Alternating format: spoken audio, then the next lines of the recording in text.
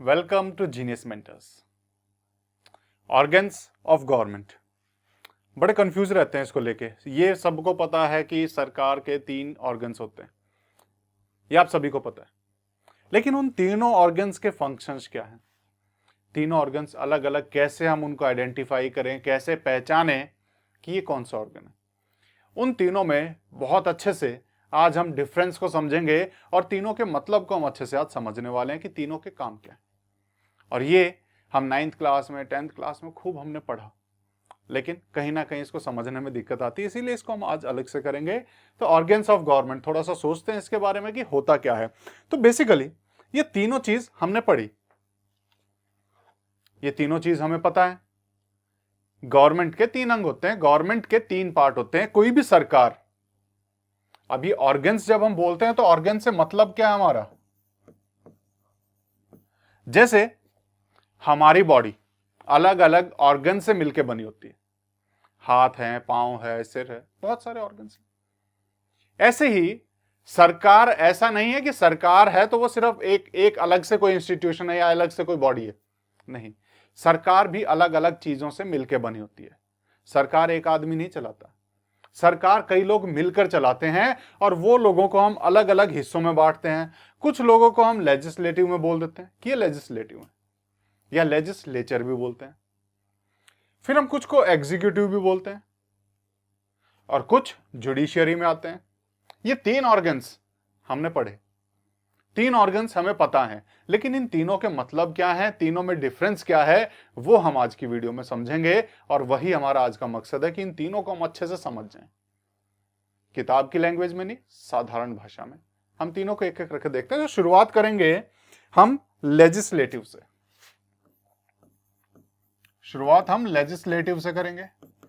ये लेजिस्लेटिव होता क्या है? तो ऐसी फोटो सबने देखी होगी। कहां देखी है फोटो? कुछ याद आ रहा है? संसद हमारी, लोकसभा, राज्यसभा, विधानसभा, विधान परिषद, ये सब हमारे लेजिस्लेटिव के पार्ट हैं। लेकिन लेजिस्लेटिव क्यों बोला इनको?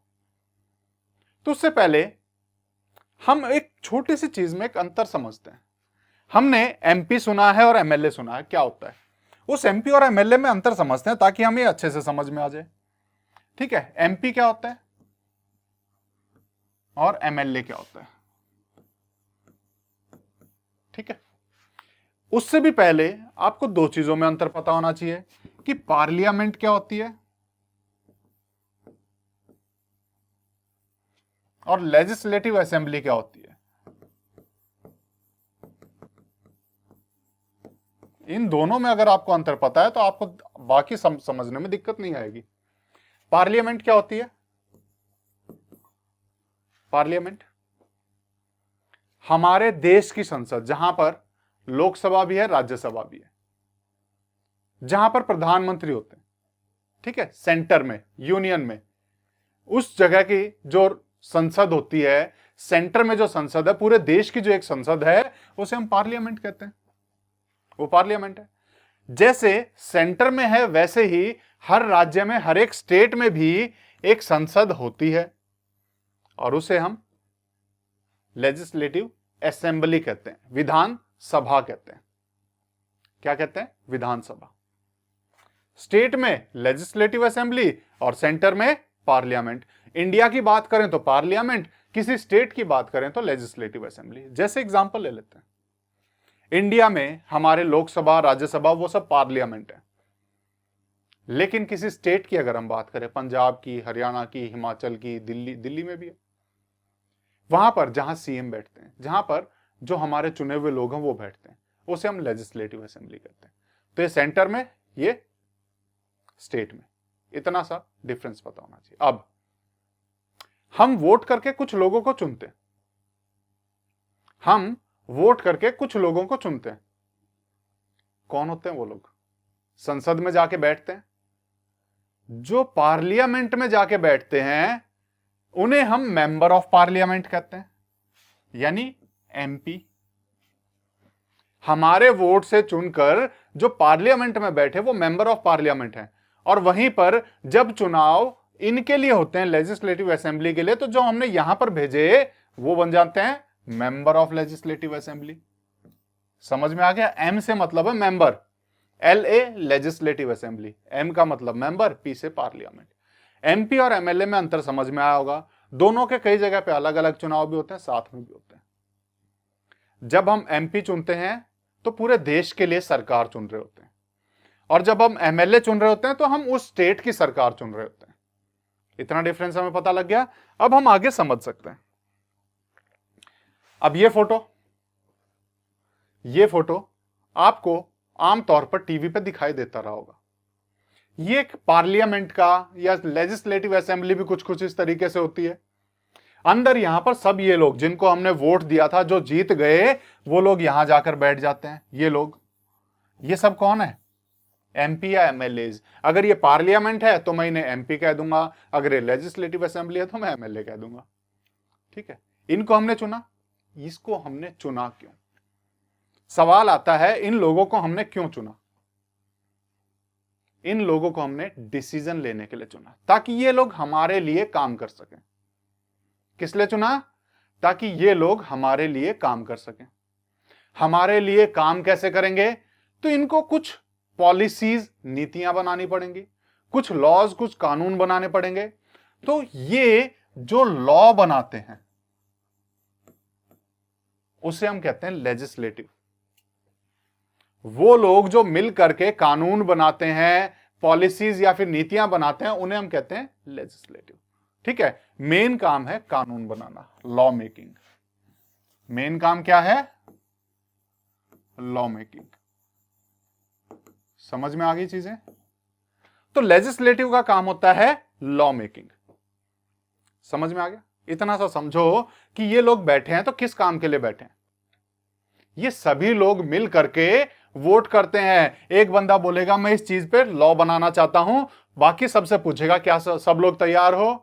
ये लोग वोट करेंगे हां या नहीं। यानी कि इन सब की मर्जी चलती है लॉ बनाने में, किन्हीं एक दो की मर्जी नहीं चलती, इन सब की मर्जी चलती है। तो ये हो गया लेजिस्लेटिव। क्या हो गया? लेजिस्लेटिव, जिसको हम हिंदी में कहते हैं विधायिका। इनका काम है लॉ बनाने का, बस। ठीक है, बात आई समझ में? अब सवाल आता है, अगर ये लेजिस्लेटिव है तो एग्जीक्यूटिव कौन होते हैं? एग्जीक्यूटिव कौन होते हैं? अब हम अपने घर का एग्जांपल लें। घर में कोई भी डिसीजन लिया जाता है तो सभी लोग मिल करके उस डिसीजन को लेते हैं, सब लोग मिल करके लेते हैं। तो हम सब हुए मेंबर ऑफ हाउस, यानी हम सब उस घर के सदस्य हैं। लेकिन उस घर में सबके काम बांट दिए जाते हैं। जैसे मम्मी को बोला जाएगा, मम्मी आपका काम है किचन में, आप जो है खाना बनाओ। पापा जो है आप लैपटॉप रिपेयर करो, या फिर कुछ भी जो भी काम है, आप ड्यूटी जाके आओ, ऑफिस जाके आओ, आपका ये काम है। बच्चों को बोला जाएगा, ठीक है आपका काम है पढ़ाई का, तुम पढ़ाई करो। समझ में आया? सबको काम बांट दिए, यानी कि जिम्मेदारी दे दी। अब जिम्मेदारी जिसे मिलती है वही उस काम को वो कार्य करेगा। तो जिसे जिम्मेदारी मिली हुई है कुछ काम करने की, उसे हम एग्जीक्यूटिव कहते हैं, जिसे जिम्मेदारी मिलती। अब सवाल यहां पर आता है, क्या ये सारे लोग सभी के पास जिम्मेदारी होती है? नहीं। ये सब लोग तो कानून बनाएंगे, और वो कानून बना के किसको दें? कानून तो बना दिया, उसके लागू कैसे करें? उस कानून में जो लिखा है लोगों तक कैसे पहुंचाएं? तो उसके लिए उन्हें कोई एक आदमी ढूंढना पड़ेगा कि ये लो, ये जिम्मेदारी इसको दे दो, ये सारा काम इसका है। अब इतने सारे लोग मिलके करेंगे एक काम को तो गड़बड़ नहीं हो जाएगी? अगर घर के सब लोग किचन में घुस जाएंगे तो क्या होगा? काम हो पाएगा? नहीं हो पाएगा, है ना? एक या दो आदमी उसे अच्छे से कर सकता है। यहां पर भी एक काम के लिए इतने सारे लोग तो नहीं लगेंगे, क्योंकि काम कानून बनाना था, वो सबने सोच समझ के, क्योंकि कोई भी चीज बनाई जाती है ना तब उसमें दिमाग लगता है, ज्यादा दिमाग लगता है कि क्या करें क्या ना करें, इसमें ये लिखें कि नहीं लिखें। तो उसके लिए इतने सारे लोग आपस में बातचीत करते हैं, तो इसीलिए लेजिस्लेटिव का काम होता है। लेकिन जब वो कानून बन गया, अब उस जो कानून बना हुआ उसको लागू करवाना है, यानी उसकी जिम्मेदारी हमें किसी को देनी पड़ेगी। वो जिम्मेदारी देने के लिए हम अलग अलग लोगों को इन्हीं में से चुनते हैं। एक को हम प्रधानमंत्री बना देंगे। प्रधानमंत्री का क्या काम होगा सबको पता है, ठीक है। प्रधानमंत्री सभी चीजों, मतलब सारे मंत्री उसी के अंडर रहेंगे। अलग अलग मंत्री, जैसे कोई भी लॉ बनाया, कोई भी कानून बनाया हमने हमारी एजुकेशन से रिलेटेड, तो उसके लिए एक मंत्री होगा। वो कानून उसे पकड़ा देंगे, ये लो ये तुम्हारा काम है, इसको कैसे करवाओगे अब तुम। ऐसे ही अगर हम मान लो अगर हम लॉ, कोई भी कानून से रिलेटेड कि कानून कैसे बनाना है या कैसे करना उसके रिलेटेड, तो मिनिस्ट्री ऑफ लॉ में जाएगा, कानून मंत्री भी कोई होगा। Ministry of home, finance, health, defence, Bharat की रक्षा से संबंधित अगर कोई कानून बनाएंगे तो ये सब, लेकिन उस कानून को लागू कौन करेगा, जिसको जिम्मेदारी दी जाएगी। किसको दी जाएगी, जिसको उस डिपार्टमेंट की जिम्मेदारी दी गई है, उस मंत्री को। उस मंत्री के ऊपर पूरे डिपार्टमेंट की जिम्मेदारी होती है कि वो उस डिपार्टमेंट से कैसे काम करवाए। तो जिन्हें जिम्मेदारी दे दी जाती है वो लोग होते हैं एग्जीक्यूटिव्स, जिन्हें हम आम भाषा में पीएम प्लस उनके साथ जो काउंसिल ऑफ मिनिस्टर्स होते हैं, मंत्रियों की जो समिति होती है। ऐसे ही स्टेट में अगर हम देखें सीएम और उसके साथ जो मंत्री होते हैं, ये मंत्री क्या है, मंत्रियों को पद दिया जाता है, कोई रिस्पॉन्सिबिलिटी दी जाती है, जिम्मेदारी दी जाती है। अदरवाइज बाकी जो एमपी हैं और मंत्रियों में और कोई फर्क नहीं है। मंत्रियों को थोड़ी सी एक्स्ट्रा जिम्मेदारी मिल जाती है कि तुम्हारा ये काम भी है, और जिनको एक्स्ट्रा जिम्मेदारी मिली होती है वो होते हैं एग्जीक्यूटिव। बात आई समझ में? दोनों में अंतर अब समझ में आ गया होगा। अब मेरे हिसाब से कोई भी आप में इनमें आपको कोई भी कंफ्यूजन ना अब तो नहीं रही होगी। तो हमने लेजिस्लेटिव देखा, एग्जीक्यूटिव देखा, अब तीसरे ऑर्गन की तरफ चलते हैं। तीसरे ऑर्गन की तरफ जिसे हम कहते हैं जुडिशियरी। क्या कहते हैं? जुडिशियरी। तो इस जुडिशियरी का क्या काम है? जुडिशियरी का क्या काम है? जुडिशियरी क्या करेगी? लॉ बन गया, लागू कर दिया। लॉ बनाने में कोई गड़बड़ तो नहीं हुई, लॉ को लागू करने में किसी ने कोई गड़बड़ तो नहीं की, लोगों के अधिकारों को तो किसी ने नहीं छीना। ये सारे काम जुडिशियरी के। मान लो आपको कोई नुकसान पहुंचाता तो आप किसके पास जाओगे? पुलिस वाले कुछ नहीं करते, पुलिस वाले सिर्फ रिपोर्ट लिखते हैं, उसकी छानबीन करते हैं, बाकी सारा काम इनका होता है। ये बताएंगे कि असलियत में किसने किया, क्या किया, सारी रिपोर्ट को देख के फैसला सुनाते हैं। ऐसे ही जब भी कोई कानून बनता है, वो कानून ठीक है या नहीं कौन बताएगा? जुडिशियरी। जुडिशियरी में जितने भी कोर्ट्स होते हैं, सुप्रीम कोर्ट, हाई कोर्ट, नीचे उसके नीचे भी डिस्ट्रिक्ट कोर्ट होते हैं, तो ये सारे कोर्ट्स जुडिशियरी में आते हैं। समझ में आया? तो इनका काम होता है चीजों को चेक करना कि कोई चीज ठीक है या नहीं है। ठीक है, समझ में आया तीनों में अंतर? सबसे पहले लेजिस्लेटिव, जिनको हमने चुना, जो लोग कानून बनाते हैं। फिर उसके बाद एग्जीक्यूटिव, कौन हो गए?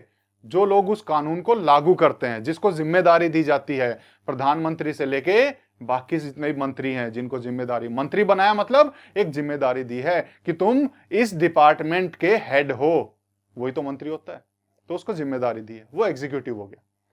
और अब ये लेजिस्लेटिव एग्जीक्यूटिव मिलकर कुछ गड़बड़ ना कर दें तो उनकी रक्षा के लिए, मतलब उनको देखने के लिए कि ये कोई गलत काम तो नहीं कर रहे, जुडिशियरी।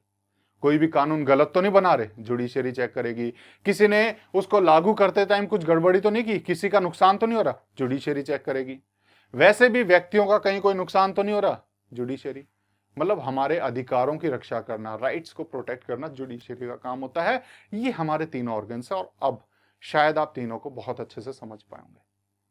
तो कैसा लगा हमारा ये वीडियो हमें जरूर बताना, और इस वीडियो को लाइक, शेयर, सब्सक्राइब जरूर करना। Thank you, take care, bye bye.